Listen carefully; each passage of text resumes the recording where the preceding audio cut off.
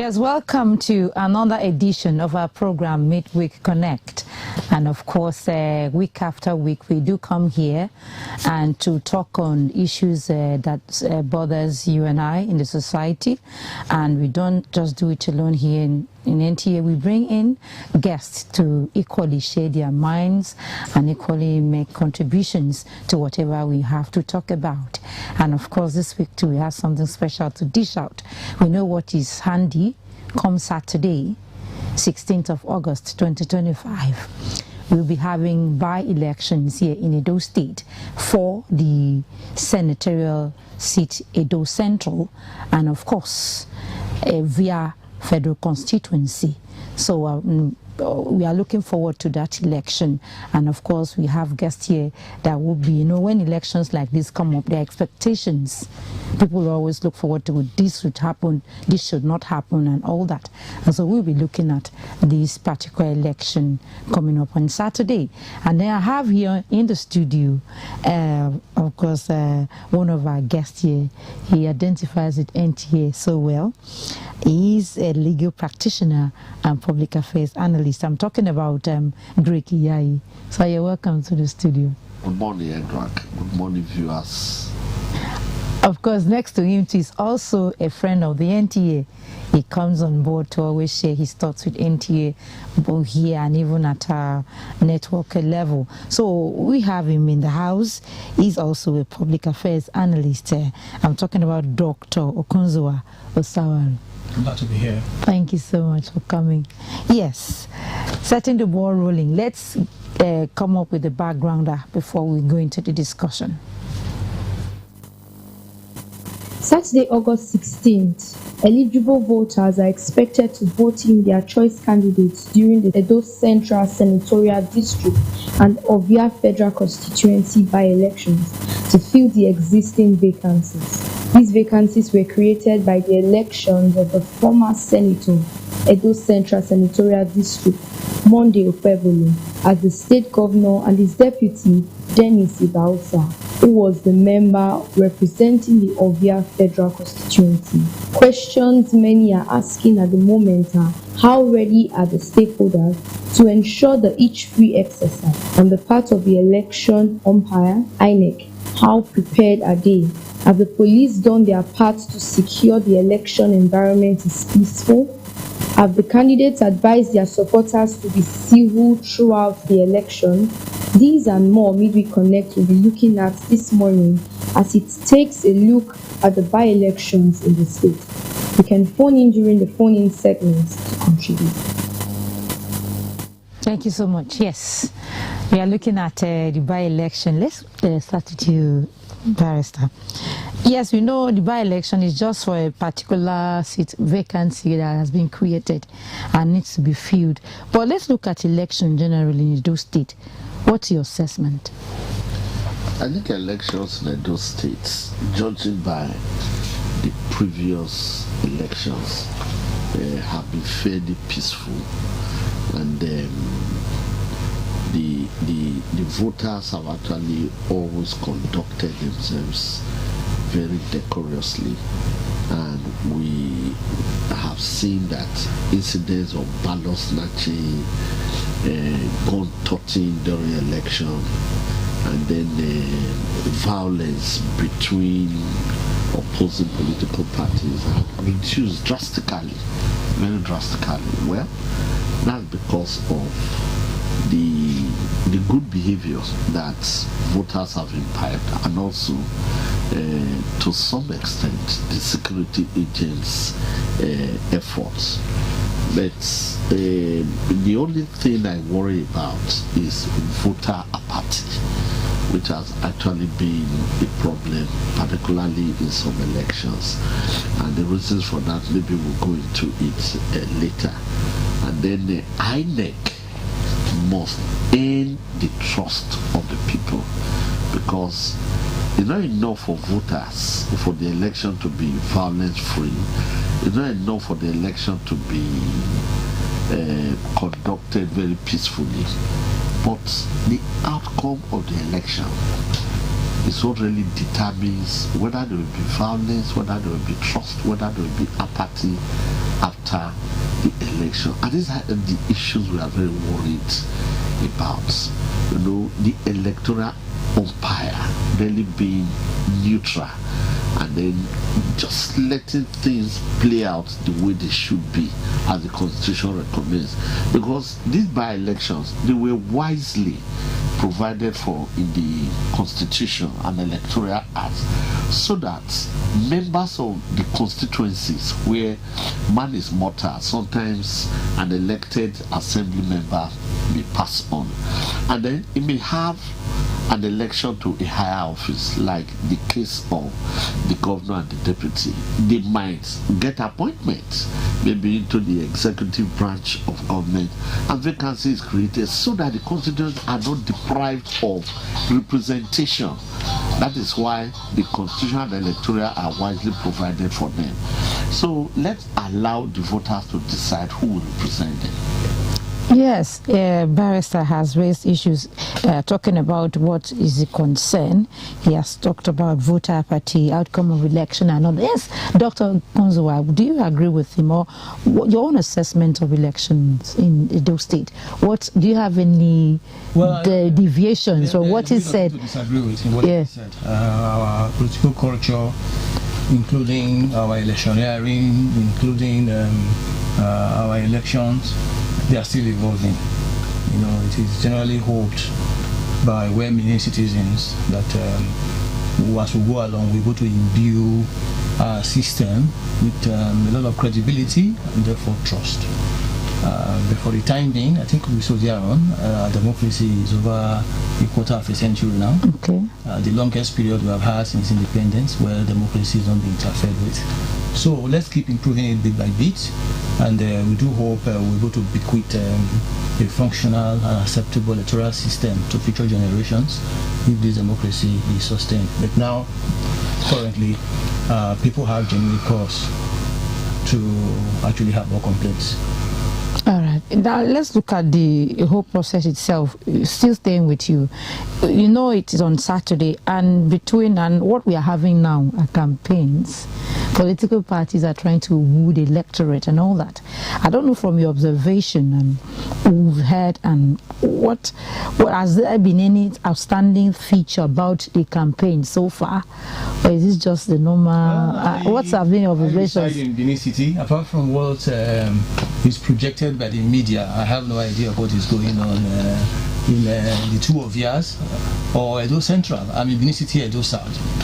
So I wouldn't exactly know what is going on, because these are small-scale elections, just a subset of what we ordinarily expect to be general elections. So it's actually the people who are resident in those areas who can tell. Of course, a senatorial election is wide enough, a third of the state, you know, if not geographically, at least the way every state is demarcated, that's a third of the state. So it is hoped to be without violence, and I don't think our security forces can be overwhelmed easily here, because they will have enough manpower to actually focus on these two locations on Saturday, and we do hope we'll have very good results. All right, yes, Barrister, what would be your own observation during this period now? Campaigns are ongoing. We've had so many coming to say this, say that, and all that. There have been no major incidents of violence. Edo Central is my constituency, and I have been very vigorously monitoring what is going on there. And all the parties have gone to campaign. There have been no incidents of maybe molestation or beating up of opposing party members, and they are selling or they are marketing their candidates. And for Edo Central, I think the two candidates are very formidable, and the election to me can go either way. I'm not predicting the outcome of the election. That's left for the voters. I cannot vote there because I'm registered here in Benin. I did that so that I would be able to cast my vote, because the logistics of going that way to vote is a little bit difficult. But I'm very much in touch, because the outcome can affect me or my relations over there.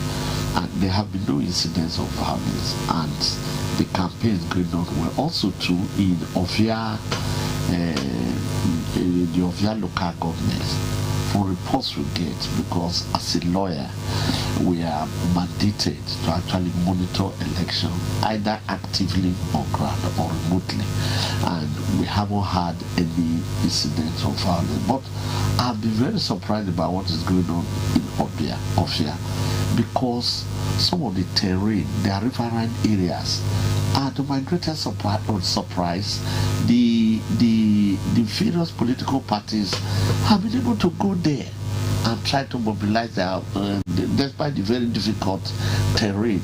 You know, speedboats and all that. Many political parties have been able to go there and already sell their candidates to the parties. So we are expecting a very, very interesting contest in that area. And they believe that they are playing by the rules of INEC. You know, a lot of times people will come into, like, they say it should be issue based and all that, leave other political. Have you seen this scenario playing out in all these campaigns from the ones you've had feelers from? Exactly. You know, people are now talking of what they can do. You see, Nigerians can no longer be deceived. We have seen what is on ground. The governor was in Ikwebe. He promised to revive the College of Education there. And then one of the political parties who went to Ofia told them that this is an agro area, and that the aqua industry there, you know, fishery and others, and that they were going to do something about. That's what we want to hear. We don't want to hear that this person's grandfather stole a goat, or the other time he stole character assassination. We are hearing some good news about what the candidates will actually do, marketing their product, and some of them are promising that they will use their influence, if elected, you know, to prevail on the National Assembly, to make federal presence there real. They are not just going there to go and sleep or collect it. That they will do something. I heard one of the candidates talking about the issue of upgrading the Usain Polytechnic. And those are good things to hear, and that's our campaign should be. Tell us what you will do. Tell us how you are going to represent us, and then let the people decide. All right, then, Dr. Sari, you, from what he's saying, we do have this situation. Yes, because you want to talk to people and get their vote. You've been hearing promises. I will. But in some cases, you want to critically look at all this. At the end of the day, they tend not to be fulfilled. And one will begin to imagine, is it not just like a tactic being deployed to ensure that you get people to your side, or is it high time what do you make of this? It will be a tactic, yes. People are competing for votes, competing for a mandate. The issues or the programs, proposed programs the barrister referred to, are perennial. They are not new. Even the mood of electioneering or campaigning is not new. In fact, right from the Second Republic, when I think my political consciousness dawned, I've always known that people campaign in rural areas. So the maritime economy holds a lot of promise for the 2 of years. But this has been an issue for a very, very long time, even when it comes to security and so on. So why most of these promises fail on the surface of it is because they are not well anchored. The lawmaker cannot directly implement these things. Cannot. If he's very strong as a lobbyist, he might be able to persuade, or she might be able to persuade. There's a lady running. Yes. So let's be fair to her. So he or she might be able to persuade a particular minister or the president himself to say this area has been one of these. Could you please mobilize support for you, make sure the percentage of votes you are going to harvest from my constituency will be more than what you gained the last time, and so on. Beyond that, a lawmaker cannot categorically say, I will be doing this.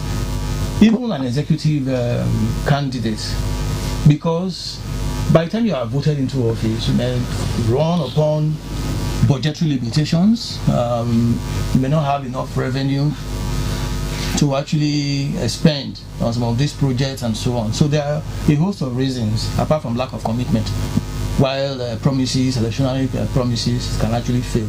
But categorically, maybe that's the work of the media, or maybe some other civil society organizations too, is to tackle these candidates at this very stage, to ask them questions so that they can explain, because the lawmaker is not in a position to promise these things directly. Because how do you face on in that position? Because we do have them promising, yes. Even at that. Is it that they are not conscious of the limitations they may have? That is actually what people like you should be asking, because the influence of a lawmaker is just lobbying. We have said that a while ago. Now, a lawmaker is to go and make law in conjunction with his or her peers. In our case, going to somebody from Edo Central is going to the Senate chambers, and the federal constituency in Ovia is going to the House of Reps. So you can't even make laws all by yourself. So you are making laws.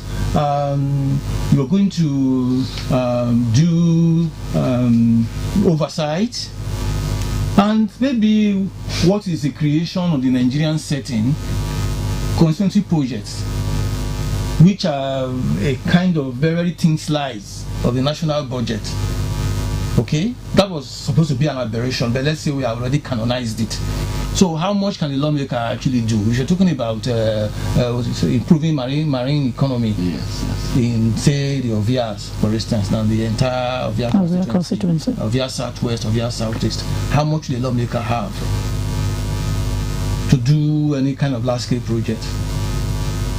So I think, just like your opening statement said, as we keep improving, as we keep evolving, the voters themselves, as a segment of the entire citizenry, we now have the capacity, to monitor, before then, project, monitor, and eventually evaluate how public office holders perform at all levels.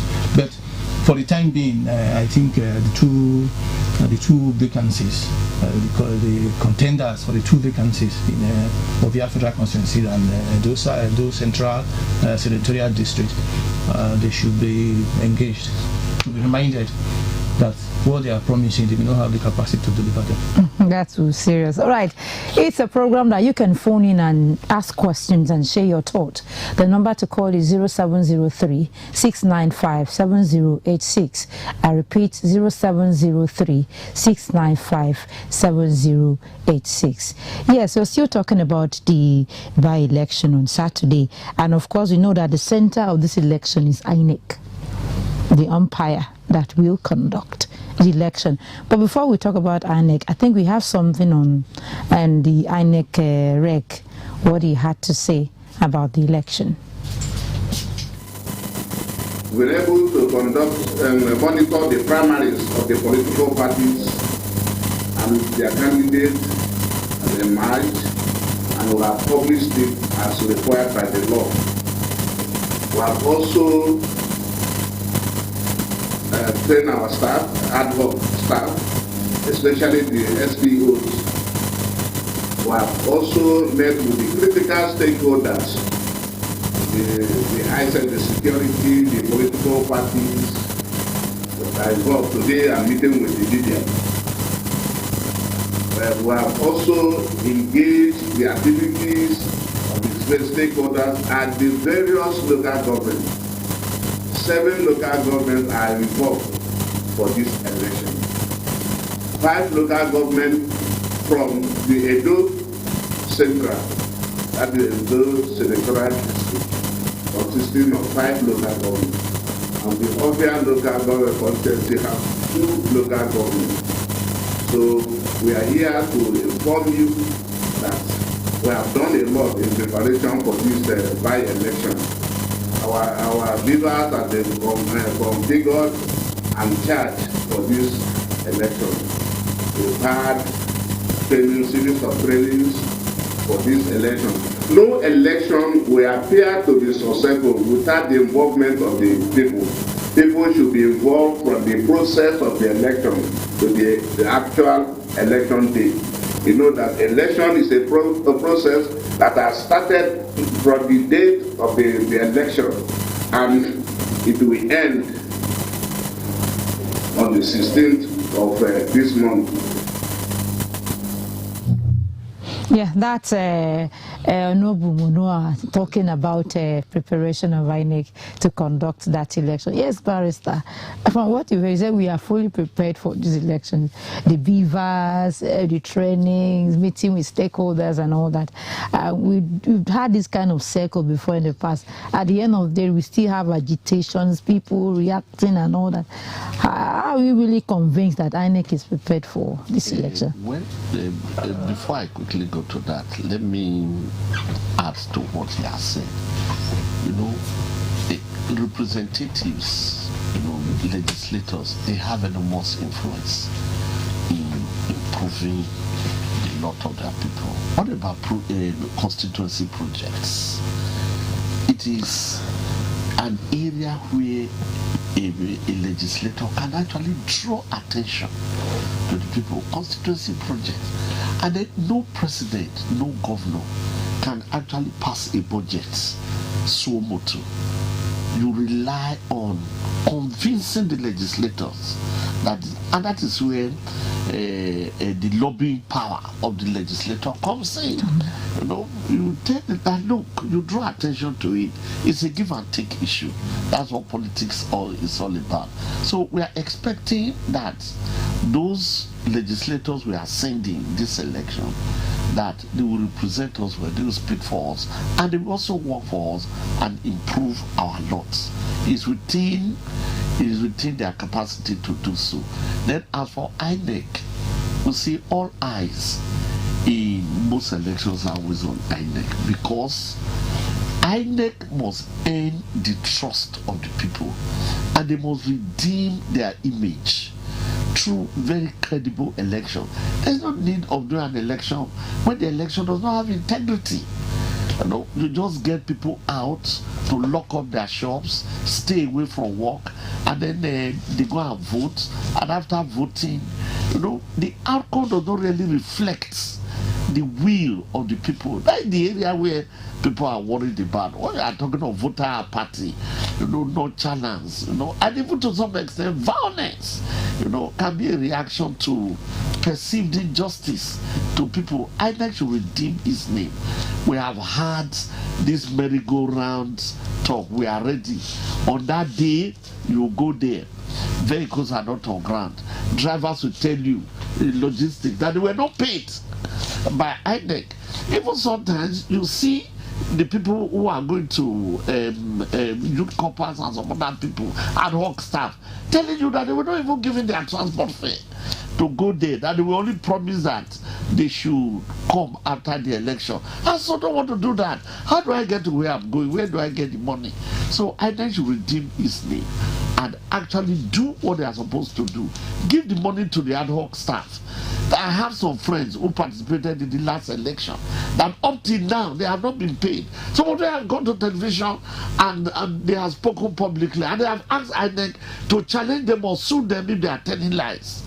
You know, so these are the kind of things that we don't want to hear from INEC, because I believe adequate preparation has been made and then money has been appropriated.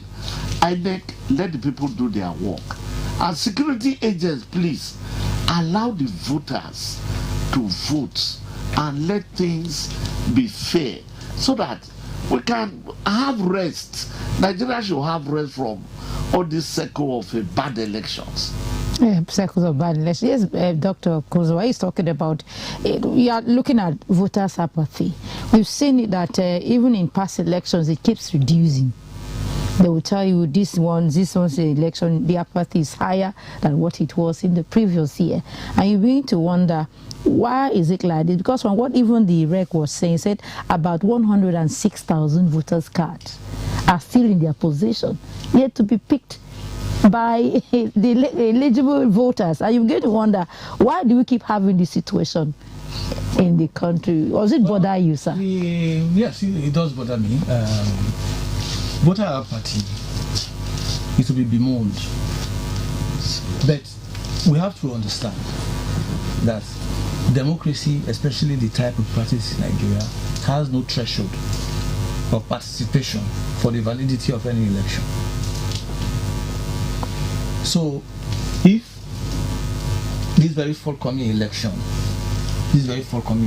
whether in via federal constituency or in Edo Central Senatorial District, only 500 persons come out to vote, and a particular candidate scores 300, and the other one scores 200. The one who has scored 300 will be returned as the senator of Edo Central District. So, again, this one lies in the evolution of our system. Citizens must begin to understand that they own the process. It's not a thing they are doing to favor a person. It is their project as citizens. So once we begin to understand that, or once we begin to believe that our votes do really count and so on, I'm not going into the reason why there's voter apathy, but for our system, for the time being, there is no threshold. It is the number of voters that comes out that will determine the winner of any election, depending on the proportion of that number credited to that particular candidate. We have to realize that. And then, morally speaking, yes, the larger the turnout, maybe the firmer the legitimacy of the candidate who will prevail. That is the only thing, the perception. It's not when a particular candidate is voted into office by a minority of voters. Yes, you cannot actually say the mandate is very, very strong, because abstention is also a kind of expression politically. Yes.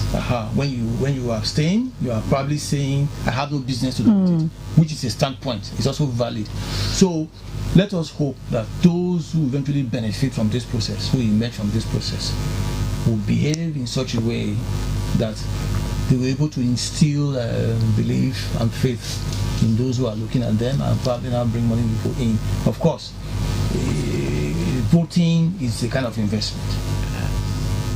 It's a kind of investment. Why will I go queue up under an inclement weather on a public holiday, if it's declared a working day, instead of stretching out in my bed? So the citizens have to believe before they can make that investment, or go and risk my skin because hoodlums and thugs and other goons are going to hang around the venue and molest me. Why won't I avoid all that? So many issues about voter apathy.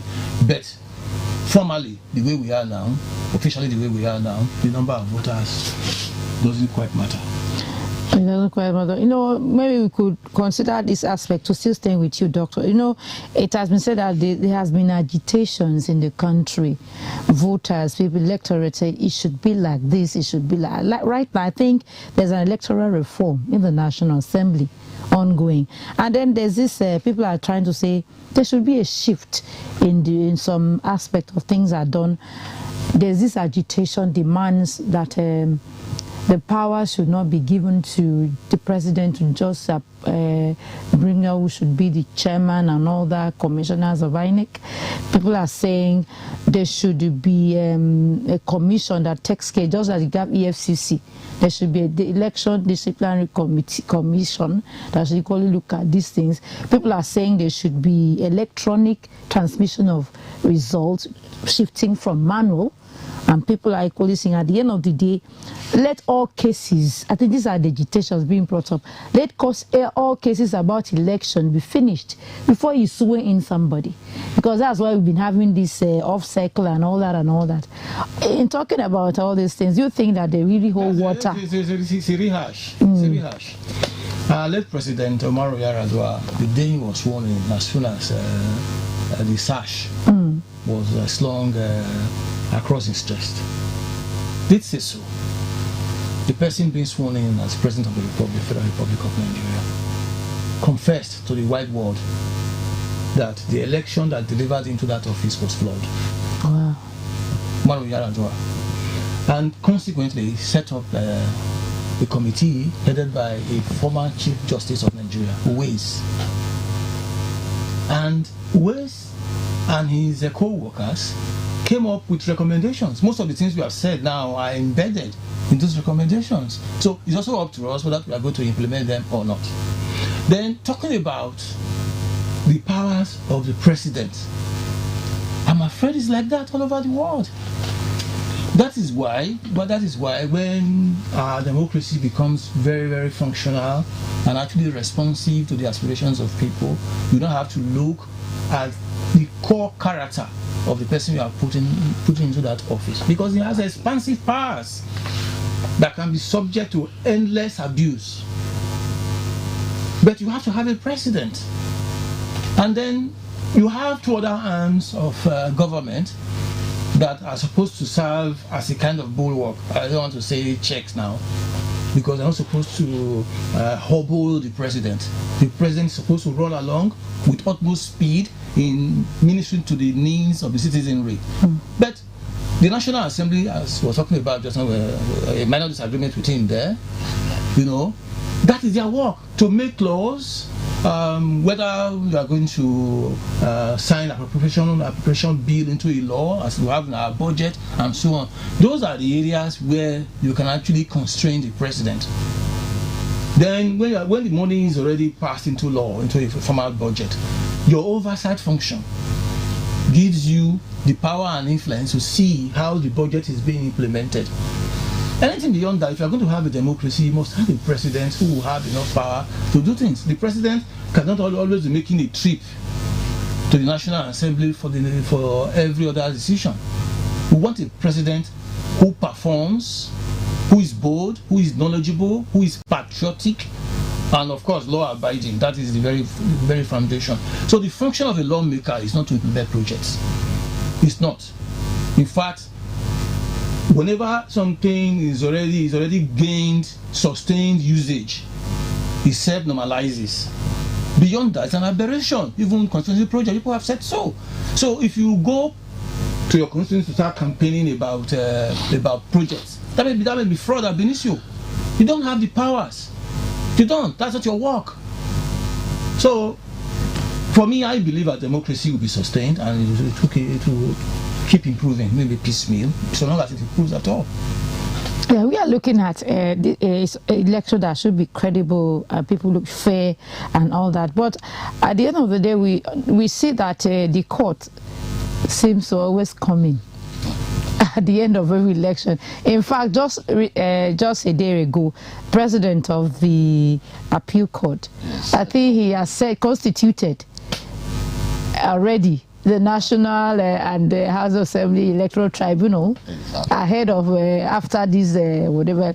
I would like see a situation that at the end of the day, it's like they're already assuming that yes, somebody has to go to court. Should it be like this? We are having an election coming up on Saturday, and they are not ruling out the fact that it could end in court. Yes, of course. So what's your take on this? Well, I think it is proactive of him, because definitely you cannot prevent somebody who is aggrieved from seeking redress.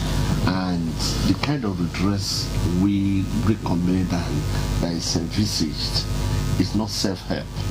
It is something that is constitutional and according to law. So I believe he was proactive in doing that, because sometimes we are not good losers. Some people will still go to court. But let me say this. You see, if elections are free and fair, there will be less incentive. That would be a disincentive for anybody wanting to seek redress in courts. Because if you know that this election actually reflects the will of the people, you taint They want to side with what is good and say, okay, I lost the election now, and another time I can have it. But where you see election, there are chances to believe that they will manipulate it. And let me also say this: those that are in power, you do not have to win every election. You do not have to win every constituency. You know, we should stop saying, I will give you Edo State, I will give you Abia State. We should stop saying, I'm going to get that constituency for you. You campaign and you leave the giving. It's only the people that can actually give the power to other people. You know, I always like to cite the example of Goodluck Jonathan, who I believe God will continue to bless. You see, in all those states, Labour won the election. He did not interfere. In Ekiti, PDP won. He did not interfere. In Anambra, Abga won. He did not interfere. In Edo State, APC won. He did not interfere. Is Jonathan worse off today for it? No. You know, if you are talking of a leader that has displayed to some extent transparency in the election, I think Jonathan is one of them. That's why he has become the face of credible election, you know, all over the world, and he's been called upon to come and monitor elections by other countries. So what I'm saying is that the party in power, you must not win every election, and then if you are in opposition and you lose, fair and square, accept the results, prepare for another election. That's my, and then INEC should do their work, because if INEC does this work and refuses, you know, to be muzzled into anything, I mean, you can be sure that there will be less cases in court, and then the temptation to even now monetize election cases, you know, will be grossly reduced. I will be better off for it. Yes, there's a doctor. He's talking about elections should reflect the will of the people. To what extent can we achieve this? Because when INEC Commissioner, when he was talking, he said, whenever a candidate wins election, oh, INEC has done so well. INEC is pressed. But when that candidate loses, it's like, oh, INEC is the worst tempo. He's not delivering on his work and all that. Talking about being able to have it right and reflecting the will of the people. How can we go about it in this country? Well, it's to keep running our elections and hoping we'll be getting less and less imperfect. That's the solution, because it's not a thing you are going to devise and graft onto the scene all at once, going by our political history. And this is not to contradict him frontally, but bluster, boasting, and so on, we are part of politics. We are campaigning. You want to raise the morale of your party members and party sympathizers. And then that bluster or boast can actually be underpinned by substances, because there are so many ingredients that go into electoral victory. Money, for instance, though we try to criticize money on and on, you need money. It's a project to be on the ballot, to ask to be voted into office. It's a project. If you are going to campaign to move from one place to the other, except probably you have very good friends who are going to say, we are going to give you a car, fuel it, give you a driver. Even at that, they are going to pay for it. Whether the payment is coming from your own pocket or airtime, and so on and so forth. The ingredients are going to mobilizing door-to-door campaign and so on. So somebody might say, I'm going to be your backer, and you're boasting on the school bus that's going to deliver that constituency. So it's not always about, I'm going to interfere with the electoral process. It may also be about, I'm going to supply overwhelming input that will make you prevail over your candidate. Of course, that can actually matter. It can actually matter. Then we'll talk about incumbency and the rest of it and so on and so forth. You know, in this sort of election now, I really don't think any person would deny the fact that the governing party in the state has an advantage. We can't run away from that. Except the people who are going to vote are going to have a kind of revulsion, because when a candidate makes a promise, assuming I'm a candidate of party A, and the governor of the state belongs to party A, I will be more credible when I'm promising you something, especially when the governor is right there standing on the podium. Because if I cannot bring it from the federal level, he's likely to implement it because the promise was made in his presence. So these advantages are there, but they can be overcome as well, depending on how hard-working a candidate is and the quantum of resources he or she can muster. So it's not always about the electoral process, and I think INEC is over-demonized on most occasions. Over-demonized because it's about us. We are all Nigerians. INEC is for us, or it's instead in our name. Since the beginning of this very republic, apart from one or two, maybe one, people who have been chairmen of INEC, they were people of sterling characters.